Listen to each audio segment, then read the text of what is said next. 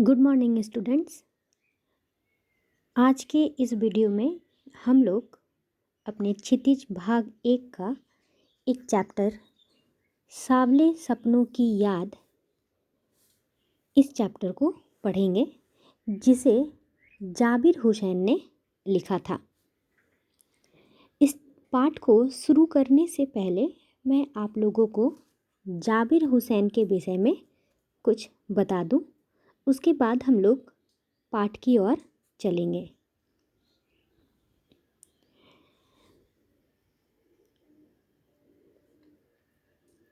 आइए जानते हैं जाबिर हुसैन का जन्म कब हुआ और उनकी कौन कौन सी रचनाएं हैं।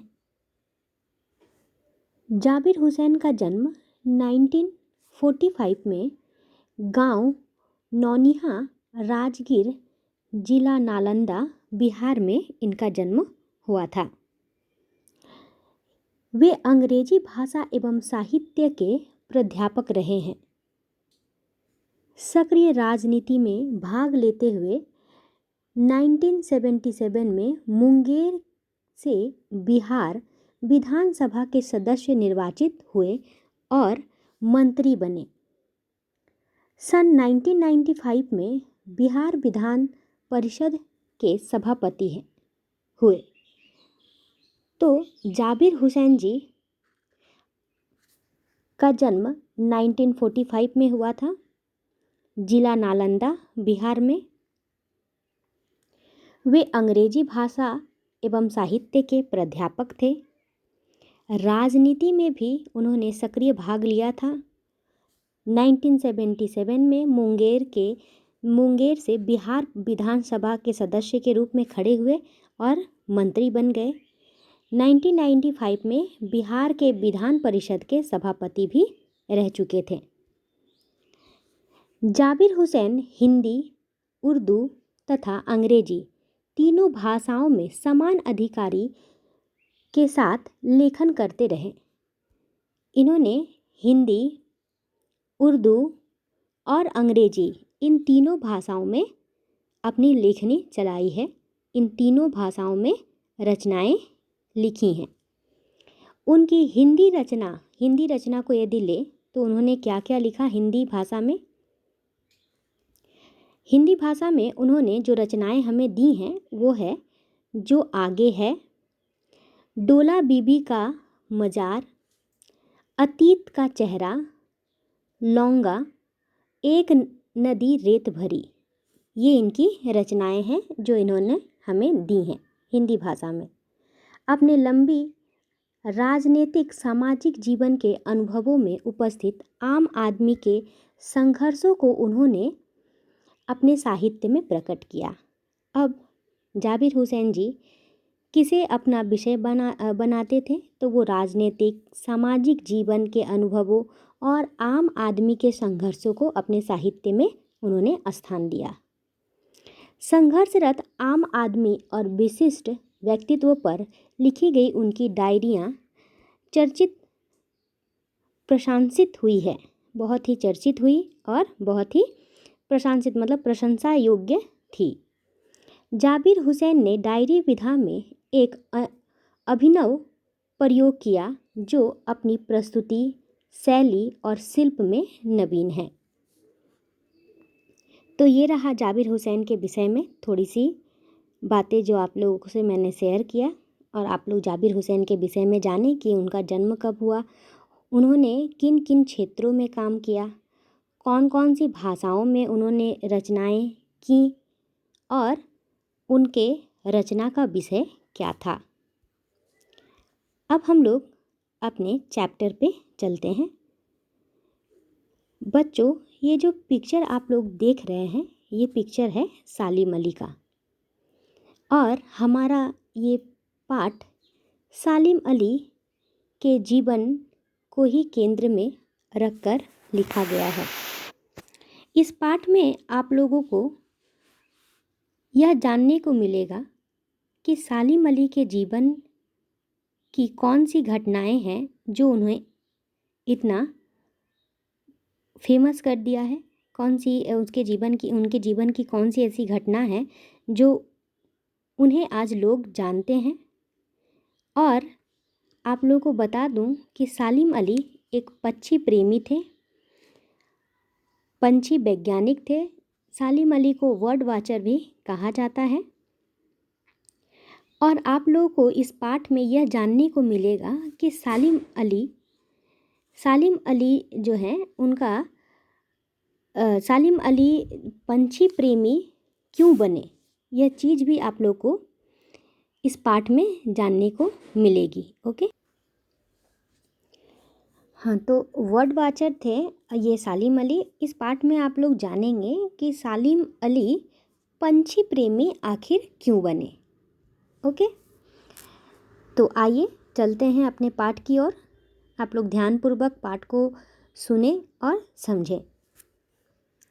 स्टार्ट करती हूँ। सांवले सपनों की याद। सबसे पहले हम लोग अपने शीर्षक को समझेंगे। सांवले सपनों की याद। आखिर जाबिर हुसैन जी ने अपने इस पाठ का नाम सांवले सपनों की याद ही क्यों रखा। तो मैं आप लोग को बता दूं कि इस पाठ के जो हीरो हैं, मीन्स इस पाठ के जो मेन पात्र हैं, मुख्य पात्र हैं सालिम अली, उनकी मृत्यु के समय की यह घटना है जिसे सालिम अली लिखते हैं। क्योंकि जब किसी की मृत्यु हो जाती है तो उनके सारे सपने सांवले बन पड़ जाते हैं, मीन्स धुंधले पड़ जाते हैं, अंधेरा छा जाता है उनके सपनों में। तो ठीक उसी प्रकार सालिम अली ने जो जो सपने देखे थे, आज उनकी मृत्यु के बाद वो सारे सपने सांवले पड़ गए हैं। और सालिम अली के उन्हीं सपनों को जाबिर हुसैन जी याद कर रहे हैं। इसीलिए उन्होंने अपने इस पाठ का नाम सांवले सपनों की याद रखा है। आइए जानते हैं इस पाठ में आखिर जाबिर हुसैन जी हमें क्या बताना चाहते हैं। सुनहरे परिंदों के खूबसूरत पंखों पर सवार सांवले सपनों का एक हुजूम मौत की खामोश वादी की तरफ अग्रसर है। कोई रोक टोक सके कहाँ संभव है। अब यह पाठ शुरू ही होती है उस स्थिति से जब सालिम अली की मृत्यु हो चुकी थी और सालिम अली की शव यात्रा शमशान घाट के ओर जा रही थी उनके अंतिम संस्कार के लिए। तो उस समय के माहौल को देखते हुए जाबिर हुसैन जी लिखते हैं कि सुनहरे परिंदों की खूबसूरत पंखों पर सवार सांवले सपनों का यह हुजूम मौत की खामोश वादी की तरफ अग्रसर है। मीन्स सुनहरे परिंदे यहाँ पर सालिम अली को कहा गया है। सालिम अली की मृत्यु हो चुकी है और सालिम अली अपने उस धुंधले सपनों को लेकर हुजूम अर्थात भीड़ में मौत की खामोश वादियों की ओर, उस भीड़ के में मौत की खामोश वादियों की ओर अग्रसर हो रहे हैं। मतलब अपने जीवन की अंतिम यात्रा आज वह कर रहे हैं। कोई रोक टोक सके कहाँ संभव है। किसी की मृत्यु हो जाने के बाद हम चाहे उन्हें जितना भी रोक ले, जितना भी उन्हें बोल दे कि आप मत जाइए, आप जिंदा हो जाइए, आप अभी नहीं जा सकते, तो वह व्यक्ति हमें दोबारा नहीं मिलता। ठीक उसी प्रकार यहाँ लेखक कहते हैं कि आज उनकी मृत्यु हो गई है और आज उन्हें कोई रोक टोक भी नहीं सकता और यह संभव भी नहीं है कि किसी के रोकने से या किसी के टोकने से आज वह रुक जाएंगे। इस हुजूम में आगे आगे चल रहे हैं सालिम अली। इस हुजूम मतलब भीड़ में आगे आगे चल रहे हैं सालिम अली, क्योंकि आज उनकी अंतिम यात्रा है। उनके शव को लेकर, उनके मृतक शरीर को लेकर पूरा भीड़ सामने, सबसे पहले सालिम अली की मृतक शरीर है और पीछे से सारी भीड़ें आ रही हैं। अपने कंधों पर सैलानियों की तरह अपने अंतहीन सफ़र का बोझ उठाए लेखक कहते हैं कि ऐसे तो सालिम अली हमेशा एक स्थान से दूसरे स्थान घूमते थे, यात्री बनकर बोझ उठाए हुए इधर से उधर घूमते रहते थे और हर स्थान के पंछियों के विषय में जानकारी इकट्ठा करते रहते थे। पर आज उनके कंधों पर जो बोझ है वह अंतहीन है। उनका सफ़र आज अंतिम सफ़र में आज वो निकल चुके हैं। उनकी जो यात्रा है वो आज अंतिम है, क्योंकि आज उनकी मृत्यु हो गई है और इस यात्रा के बाद वह कभी फिर से वापस नहीं आ सकते। लेकिन यह सफ़र पिछले तमाम सफ़रों से भिन्न है। ऐसा लेखक इसलिए कहते हैं क्योंकि आज उनकी मृत्यु हो गई है और मृत्यु हो जाने के बाद फिर वह जिस सफ़र पे जा रहे हैं, जिस यात्रा पे जा रहे हैं, उस यात्रा से वह वापस नहीं लौट सकते। पहले जब वो जीवित थे और जब वो यात्रा करते थे तो यात्रा करने के बाद वो हमेशा अपने घर की ओर लौट आते थे कुछ समय के बाद, जब यात्रा उनकी पूरी हो जाती थी तब। पर आज जो यात्रा वो कर रहे हैं, आज का जो सफ़र वो कर रहे हैं, यह सफ़र उनके तमाम सफ़रों से भिन्न है, क्योंकि उनकी मृत्यु हो गई है और अब वह दोबारा लौटकर नहीं आएंगे। भीड़ भाड़ की जिंदगी और तनाव के माहौल से सालिम अली का यह आखिरी पलायन है। इस भीड़ भाड़ की ज़िंदगी, इस तनाव भरी माहौल से आज सालिम अली की अंतिम यात्रा जा रही है, अंतिम यात्रा हो रही है, क्योंकि आज उनकी मृत्यु हो गई है। वो इस भीड़ भाड़ की ज़िंदगी और तनाव भरे माहौल को छोड़कर चले गए हैं। अब तो वह उन वन पंछी की तरह प्रकृति में विलीन हो रहे हैं जो जिंदगी का आखिरी गीत गाने के बाद मौत की गोद में जा बसा हो। यहाँ पर लेखक वन पंछी सालिम अली को कहते हैं और कहते हैं कि जिस प्रकार वन में रहने वाला पंछी जब अपनी जीवन की आखिरी गीत गाते हुए प्रकृति में विलीन हो जाता है, ठीक उसी प्रकार सालिम अली भी प्रकृति में विलीन हो गया है।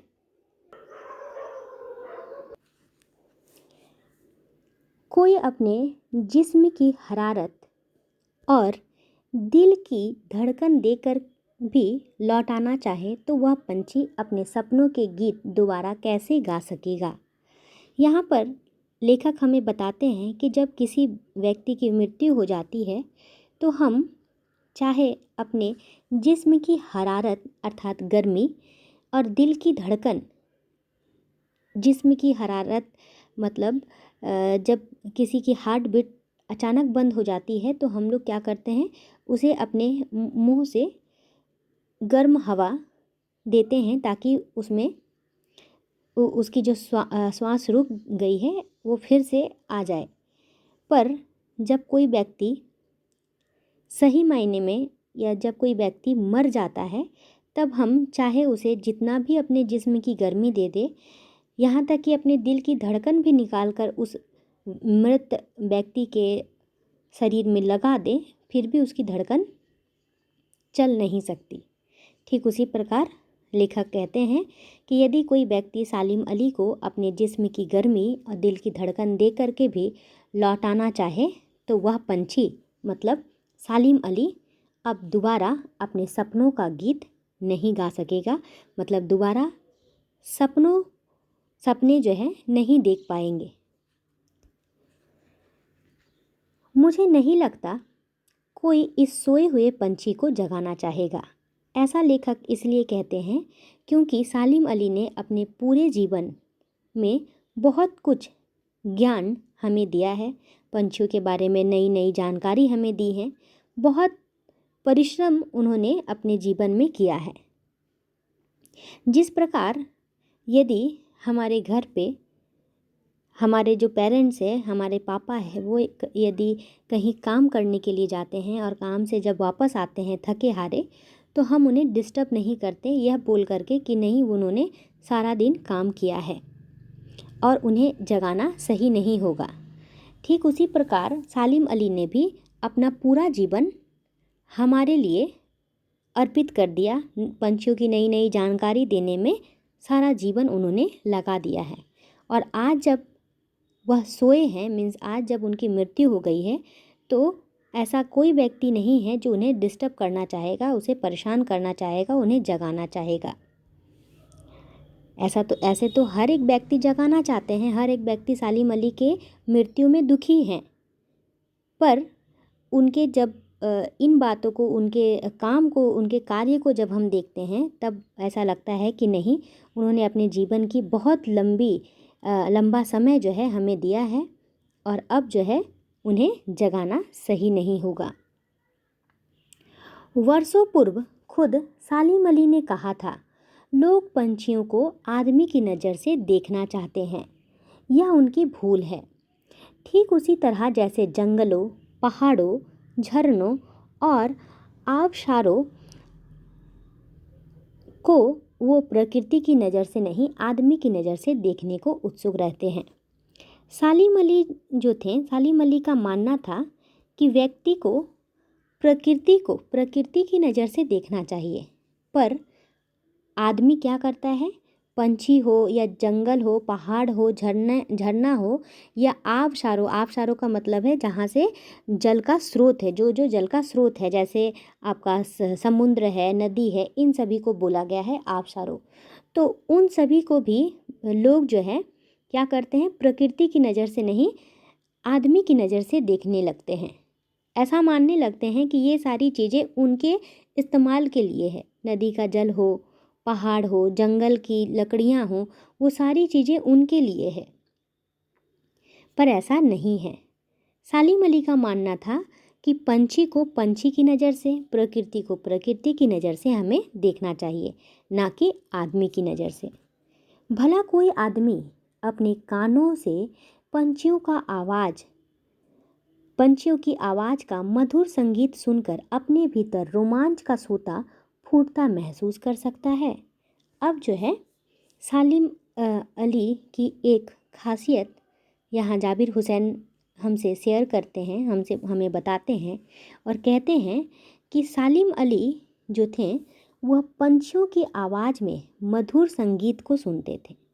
उन्हें पंछियों की आवाज़ मधुर संगीत सी लगती थी और उनकी आवाज़ को सुनकर उनके मन में एक अलग सा रोमांच पैदा हो जाता था, एक अलग खुशी, एक अलग उत्साह उनके मन में जागता था, जो हर किसी के बस की बात नहीं है। हर कोई आम व्यक्ति पंछियों की आवाज़ को सुनकर एक पल के लिए तो ये बोलेगा कि वह कोयल बहुत मीठी बोल रही है, पर उसके आवाज़ को संगीत के रूप में ढालना और उससे अपने मन में रोमांच पैदा करना, यह सालिम अली से ही हो सकता है। हम आम आदमी ऐसा नहीं कर सकते। एहसास की ऐसी ही एक उबड़ खाबड़ ज़मीन पर जन्मे मिथक का नाम है सालिम अली। मीन्स इस तरह का एहसास, पंछियों की आवाज़ को मधुर संगीत के रूप में सुनना, यह एहसास जो है सिर्फ सालिम अली ही कर सकते हैं, यही कहने का अर्थ है। आगे, पता नहीं इतिहास में कब कृष्ण ने वृंदावन में रासलीला रची थी और शोख गोपियों को अपनी शरारतों का निशाना बनाया था। कब माखन भरे भाड़े फोड़े थे। अब जो है यहाँ पर जाबिर हुसैन जी हमें वृंदावन की ओर ले जाते हैं उदाहरण देते हुए और कहते हैं कि वृंदावन में कृष्ण ने जो रासलीला रची थी, ठीक है, कृष्ण ने जो लीला रची और गोपियों के साथ शरारतें की, माखन के भाड़ फोड़े और दूध छाली से अपने मुंह भरे, कब वाटिका में छोटे छोटे किंतु घने पेड़ों की छाह में विश्राम किया था, कब दिल की धड़कनों को एकदम से तेज करने वाले अंदाज में बंसी बजाई थी और पता नहीं कब वृंदावन की पूरी दुनिया संगीतमय हो गई थी। पता नहीं यह सब कब हुआ था, लेकिन कोई आज भी वृंदावन जाए तो नदी का सांवला पानी उसे पूरी घटनाक्रम की याद दिला देगा। सूरज निकलने से पहले जब पतली पतली गलियों से उत्साह भरी भीड़ नदी की ओर बढ़ती है तो लगता है जैसे उस भीड़ को चीरकर अचानक कोई सामने आएगा और बंसी की आवाज़ पर सब किसी के कदम थम जाएंगे। अब जो है इस उदाहरण के जरिए हमें जाबिर हुसैन जी बताते हैं कि आज जब जाबिर हुसैन जी सालिम अली के विषय में लिख रहे हैं और जो कुछ हमें बता रहे हैं वह हो सकता है कि कोई उसे न देखा हो, पर उनकी बातों को सुनकर ऐसा लगेगा कि सालिम अली इस तरह के थे।